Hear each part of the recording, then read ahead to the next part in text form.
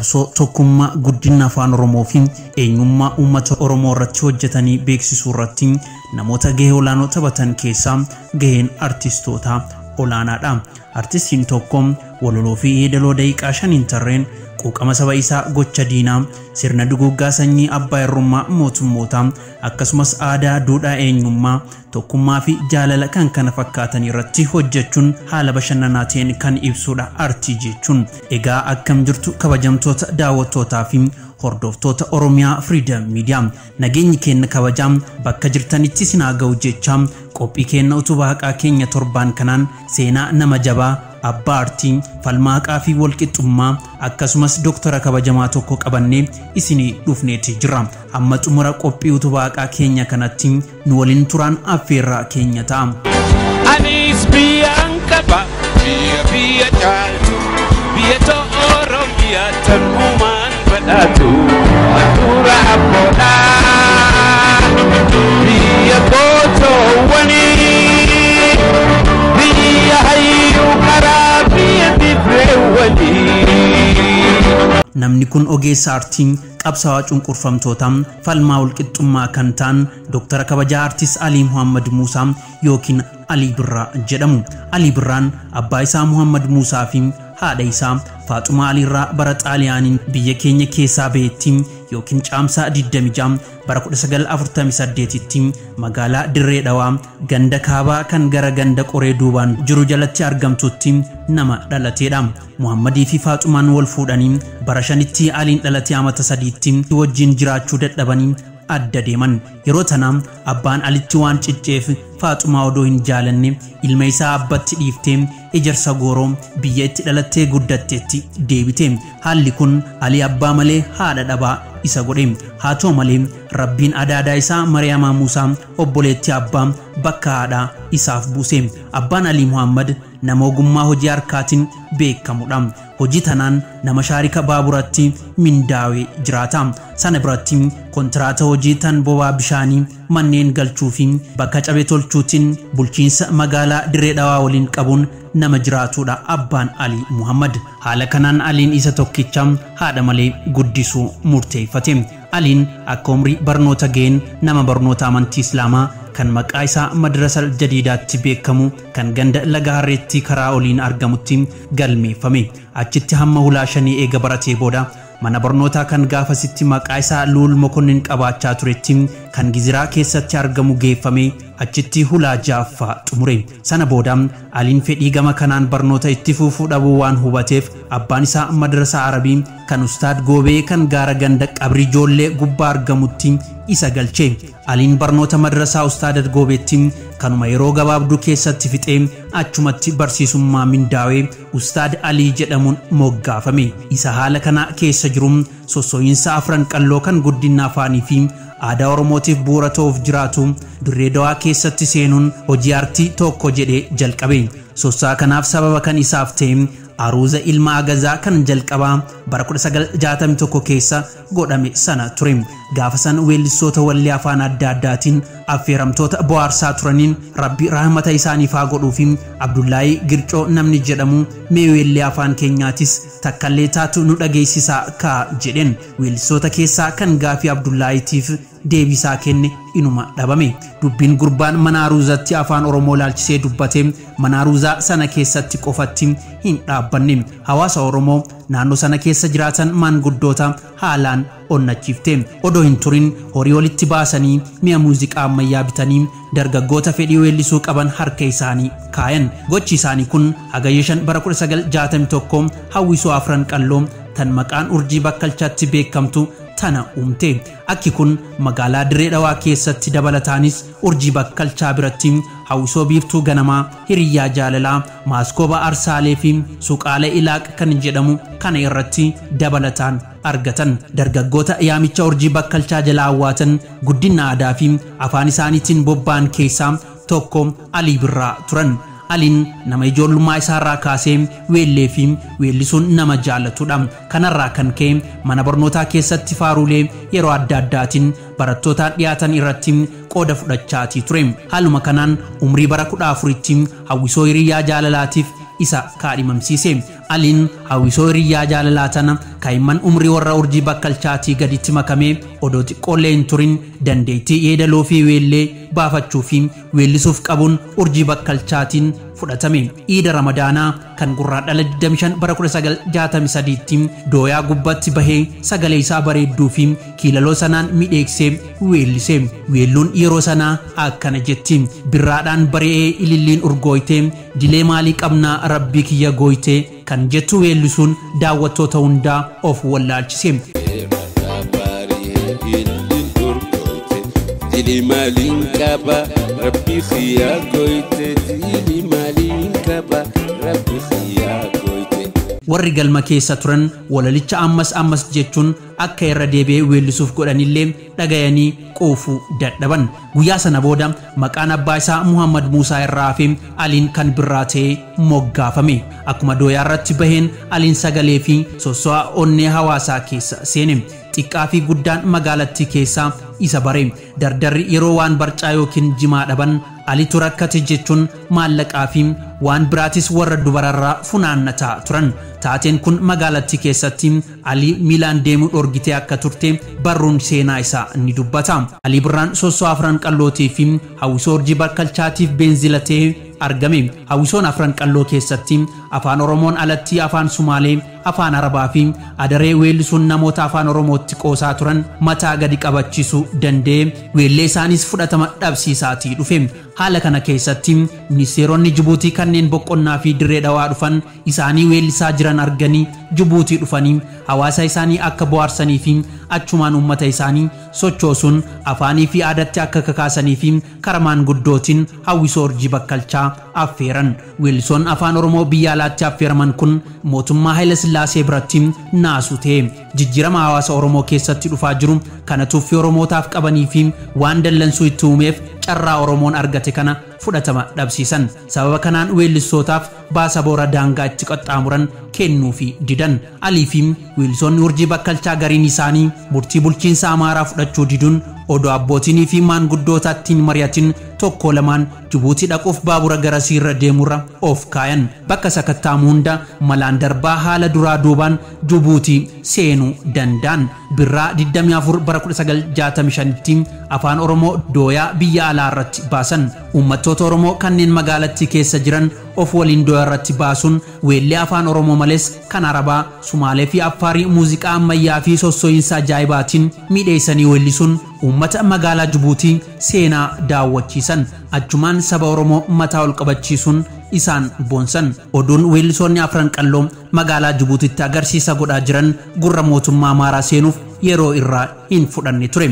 Jarri duraanuu baandii afran qalloo kana ugguruu waan barbaadaniif miseensota hawwisoota kanneen dirree dhawaa keessa jiran duuka bu'uun hidhatti guuruu fi mi'a isaanii seenanii caccabsuutti eegalan. Aliin yakka mootummaan Amaaraa weellisoota Oromoo irratti godhaa jiru dhaga'ee biyyatti deebi'uu dhabuu murteeffate. Abbaan isaa garuu akka biyyatti deebi'u isa kadhate. Aliin fedhii abbaa isaa malee ilmoo biraa waan hin qabneef isaaf jecha biyyatti deebi'uuf murteesse. Akkasiin heeyyama yeroo warri abbaa itti ergee imbaasii Itoophiyaa irraa baasaniif qabate dhuma bara 1965 keessatti karaa biyyaa qajeele. Hoggaa achi ga'u akkuma eeggatetti ililliin odoo hin taane poolisiin simatamee harka duubatti hidhamee mana hidhaa guddaa Awaaziin jedhamu magaalaa Adeeree geeffame. Aliin umrii bara 15 hanga 16tti mana hidhaa Biyyoo Adaaree kan mootummaan Amaaraa Oromoota keessatti araarfatu keessaa ji'a ja'a eega hidhamee booda kadhannaa cimaatiin hidhaarraa gadhiifamee dirree dhawaatti deebi'e. Gaafa san hawwisooleen afran qalloo takkallee hin jiran. Meeshaaleen muuziqaa gariin duraa caccabee gariin isaa saamameetii jira. Waayillan waliin Jibuutii dhaqan kanneen biyyatti deebi'uu didan alatti hafan malee gariin biyya dhiisanii Sumaaliyaatti baqataniitii jiru. Kanneen hafan sodaa irraa kan ka'e weellisuu dhiisaniitii jiru. Aliin haala kana keessatti hidhaa bahee dachiin itti garagaltee magaalaa keessa deddeemu malee waan godhu dhabe. Abbaan Aliin ilma isaa mana barnootatti deebi'ee akka sirraa'uuf godhuuf tattaafatullee milkaa'uu dadhabe. Haalli ilmi isaa keessa jiru akka jijjiiramuuf iddoo amalatti sirreeffamu xaabiyaa maaramaa Naageessaa jechuun Jamaal Hajji Adam Jiloo kan jedhamu miseensa paarlaamaa Itoophiyaa turetti isa kenne. Jamaal Hajji Adam fedhii Muhammad Muusaa guutuuf ji'a waxabajjii tan bara 1966 keessaa Alii Birraa fuudhee Finfinnee geesse. Aliin halkan mana Jamaal bulee borumtaa akka magaalaa laaluuf manaa gadi bahee ijoollee dirree dhawaatti wal beekan argee achumaan achi ta'ee manatti deebi'uu hanqate. Aliin waa'illan gitaara taphatan argate hiriyoota waliin gandoota Finfinnee keessa deddeemee taphatu eegale. Namni Koloneel Xaayir jedhamu kan haati warraa Oromoo dhalataan dirree dhawaa fi miseensi garee raayyaa waardiyaa mootichaa yookaan kibir zabanyaa argee haalaan isa dinqisiifate.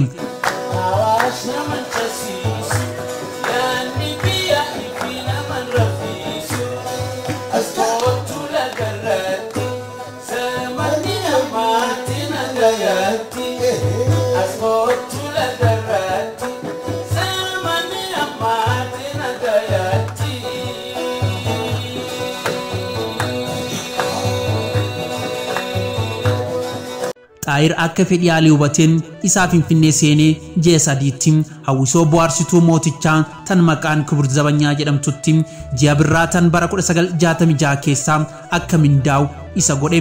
Hawwisoon kibir zabanyaa keessaa weellisoota akka Muhammad Ahmad, Xilaawun Gassasee fi Buzunash Baqqalaa fa'aa waliin wal qixa ta'ee argamuuf Aliin yeroo ittiin fudhanne.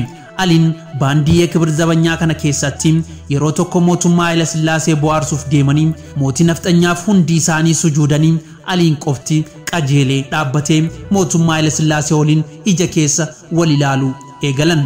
Yeroo kana eegdonni mootummaa maaliif sujuuddu jedhanii qabanii mana hidhaa keessatti isa darban. Guyyaa muraasa booda dhaddacha raayyaa ittisaa dhiyaatee himannaan Alii irratti dhiyaatee bira ga'e.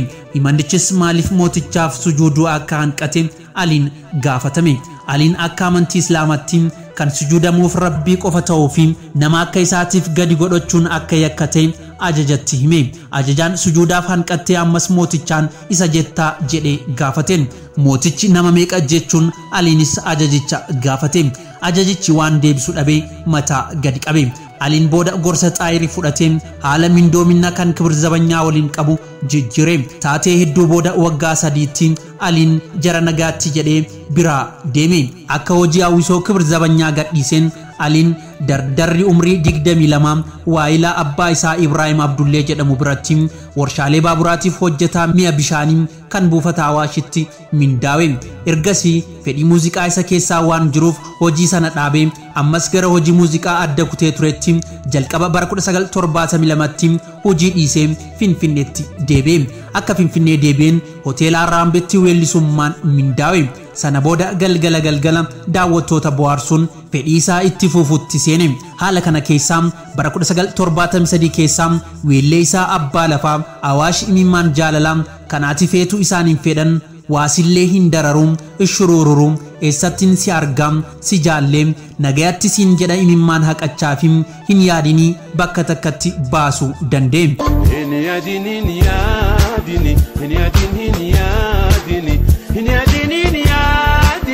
Yanina mambada malakena yada sila bada ansi jalle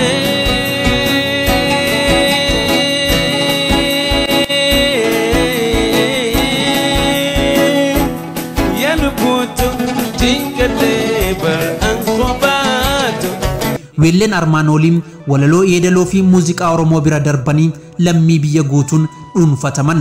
Makiinota gurguddoo daldalaa, manneen dhugaatii, manneen sinimaa fi kan kana fakkaatan weelleen isaan taphachiisan kanneen Alii Birraa qofa ta'an. Raadiyoon biyya kanaa duratti ji'a tokkotti weellee afaan Oromoo tokko fa'aa dhageessisaa turan. Garuu sana booda raadiyoon biyya kanaa weellee Alii Birraa malee jette.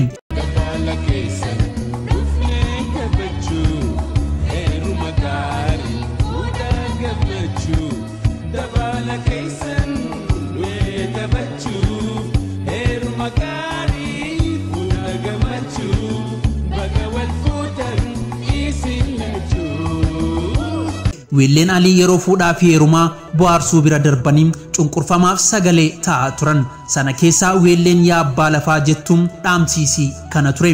Hammaarraa tooftaa sabaa uumtee uummata saamuudhaan lafa walitti qabattee qotee bulaa roorroodhaan dhamaaftee tooftaantee dulloomtee humnitee kuftee. Hammaarraa tooftaa sabaa uumtee uummata saamuudhaan lafa walitti qabattee. أما أراتف تصوبة أمتي أمة سمودا لفولي كبتي Kote bula roro danda mafte Kote bula roro danda mafte Tuftante dullamte humni dite kufte Tuftante dullamte humni dite kufte Ta'an nyachun rawate Mabate La la la la la la Aliin fincila mootichaaf sujuuduuf didee aangorraa buusuuf godhamaa tureef beenzila qabsoo taateem sana malees weelleen isaa akkana jedha ture maal je'anii maal himanii hoggaa yaadaan dhibamanii jiruu afaan wallaalanii maal jedhanii maal himanii yeroo yaadaan dhibamanii jiruu afaan wallaalanii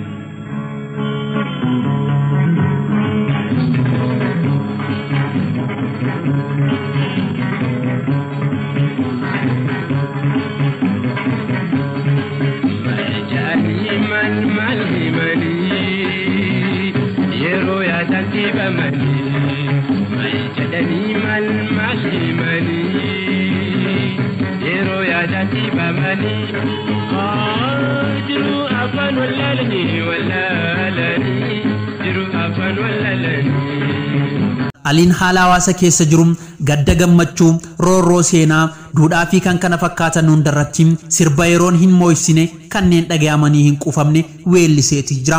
Guraandhala 28 bara 1976tti gaafa Oromoon naannoo adda addaa irraa agarsiisa aadaatiif Finfinneetti wal gahan Alii Birraan weellee isaa tana uummata Oromoo gumaachee ture. Weelleen yeroo sanas akkas jetti waamalli nu dhibee jennee bitaa mirgaa karaa sirrii dhiifnee maaliif deemna moggaa rabbi moo namumaa kan seera jallisee haati teenya takka maaltu addaan nu baase.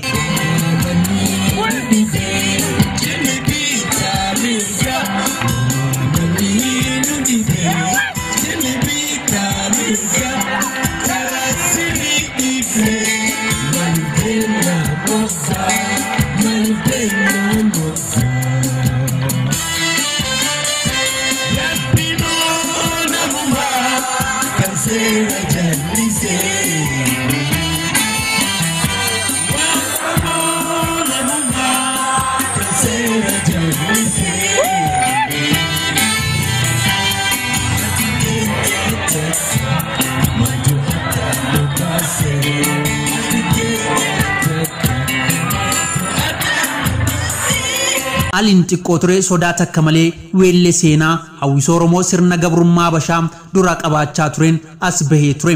Weelleen yeroo sanas akkas jetti assaaba lahoo gurraa malahoo karaan manni abbaa gadaa eessaa dhaqee galma isaa jajjabeessaa taa'een seenaa isaa babarreessaa.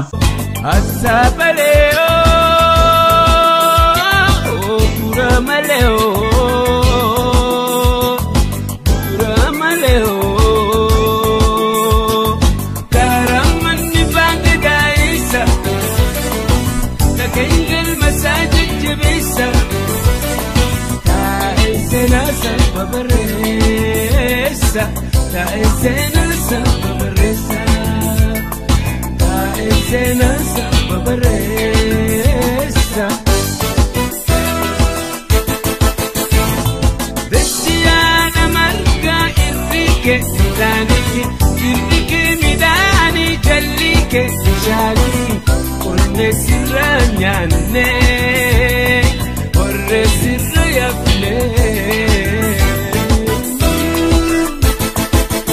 bara 1982 keessa osoo raas hoteelitti weellisu Aliin dubartii Birgittaa Siroom jedhamtu tan barreessitu safara Suudinii taate waliin wal baree ishee fuudhe. Birgittaan bara 1984 keessa ramaddii hojii biyya Itoophiyaatti raawwattee hoggaa Ameerikaatti jijjiiramtu Aliis abbaa warrummaatiin lammummaa biyya Suudinii fudhatee niitii isaa waliin magaalaa Kaalifoorniyaatti biyya Ameerikaa dhaqee bara 1984 keessa hamma bara 1992tti Alii fi Birgitaan hojii fi biyyoota Ameerikaa kaaba Awurooppaa fi Eeshiyaa keessa daddeeman. Haalli kun Alii hawaasa Oromoo malee muuziqaa irraa isa fageessee ture.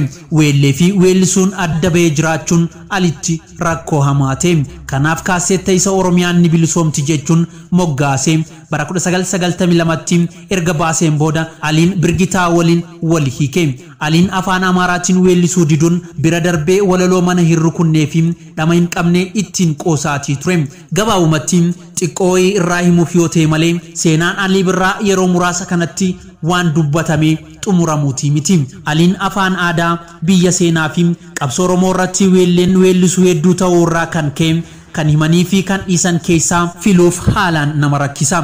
Aliin gumaata guddina afaan aadaa fi weellee afaan Oromootiif godhee fi jaarmiyootaa fi waldoota hawaasa Oromoo biyyoota alaa keessaa kan irraa hin badhaafamne hin jiru. Hojii isaa tana irraa ka'uun Yuunivarsiitiin Jimmaa digirii kabajaa doktorummaa muuziqaa kenneefii akka ture kan beekamudha. Haaluma kanaan bara 1995tti jaarmiyaan muuziqaa Afrikaa jedhamu kan biyya Kaanaadaa magaalaa Torontootti qooda artii Afrikaatiif gumaacheef badhaasa beekamtii hojii kenneefiitii jira.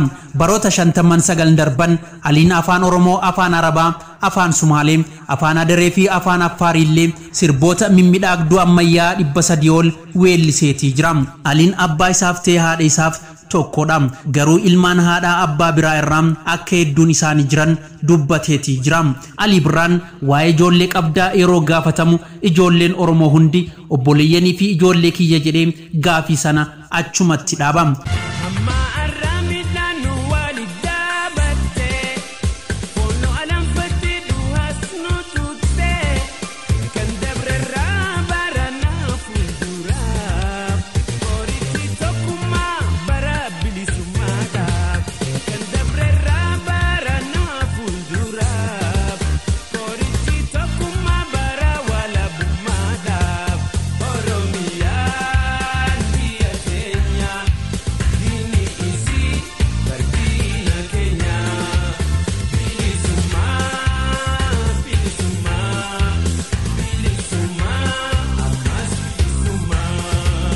Gurraandhala 25 bara 1963tti birraadhaan bariin kan eegalee qooma daawwattootaa seenee weellee isaa danuu tanaan hawaasa Oromoo bira darbee kan alagaatis odoo bohaarsaa jiru dhukkuba ammaa isa rakkisaa tureen Finfinneetis geeffamee Finfinneetis waldhaanamaa ture.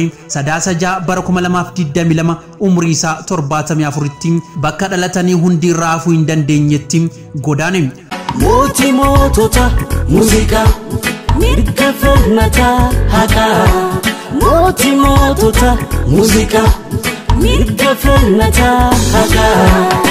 Kurtun gabroon fata tokkoo fi tokkicha barnootaan hundette ati yaa gooticha.